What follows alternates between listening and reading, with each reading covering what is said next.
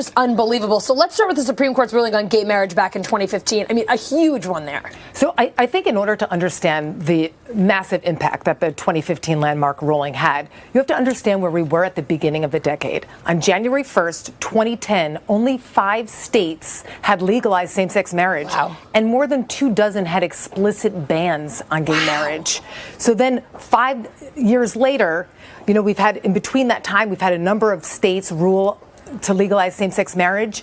And then June 26th, 2015, we had the landmark ruling.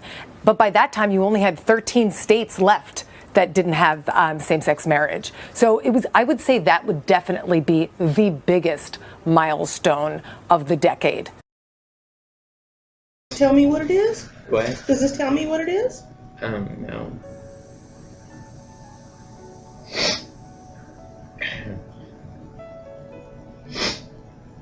Is it something about your personality?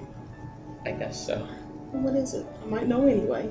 Guess. No, I don't want to guess. I want you to tell me. Mm-mm. That boys or girls? You gay? It's okay, hon. I knew you were. I knew you were, hon. Shh, shush. I'm sorry. Don't be sorry, silly. Be sorry.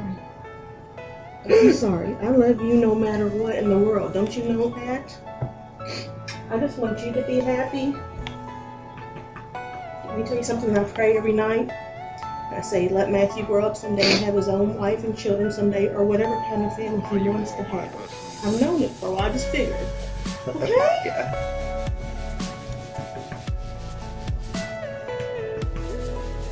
I just don't want you to have a hard time in life. Some people aren't very nice about things like that. And I don't know how that will be. You know that, don't you? I mean, I figured you were, hon. But I was never going to ask you until you told me. The only thing that worries me about it is I don't want you to grow up having a hard time. I don't want people to be mean to you.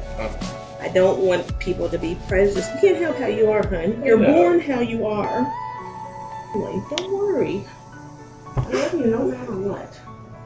There's not a thing you could do to make me stop loving you.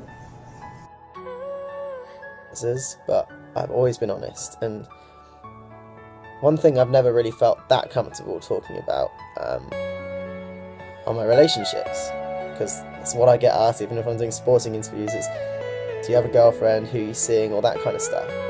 And I mean, I've been dating girls, and I've never really had a serious relationship to talk about, and now I kind of feel ready to talk about my relationships.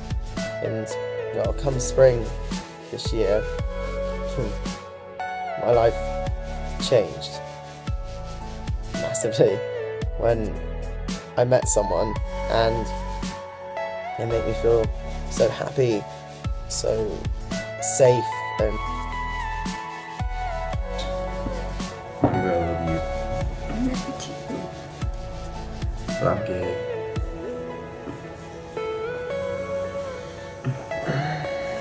Oh my God, Jacob, it's okay. It's alright, Jacob. I love you no matter what. You know that? It's okay. It's alright, Jacob.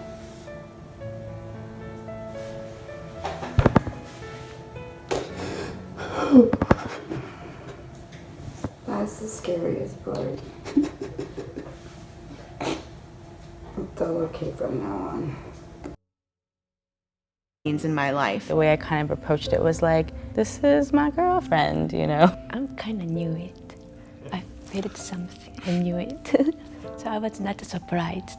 My dad immediately was like, really?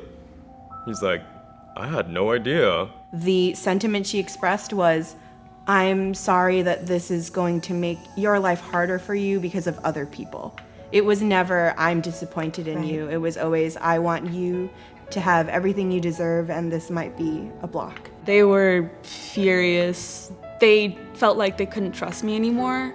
And because of that, I felt like I couldn't trust them anymore, because I had just dropped, like, you know, my deepest, darkest secret to them, and they did not take it well at all. My mom started to cry, and she said, well, I know a lot of depressed people that became gay, and I think you're gay because you haven't been going to church the last 4 years. My mom hired a family therapist in hopes of getting me to reconsider being gay. I was like, I'm not gonna change who I am. She's like, you're a bad person. The person that should be giving you unconditional love is telling you you're a bad person. And my mom said that. And I broke, and I was just like, fine, you don't have to have a son who's gay. You don't have to have a son at all. I'm leaving this house. You don't ever have to see me again. My dad's like, you will not leave this household, and he blocked the door. And then they all came and hugged me, and they were like, we love you, please stay.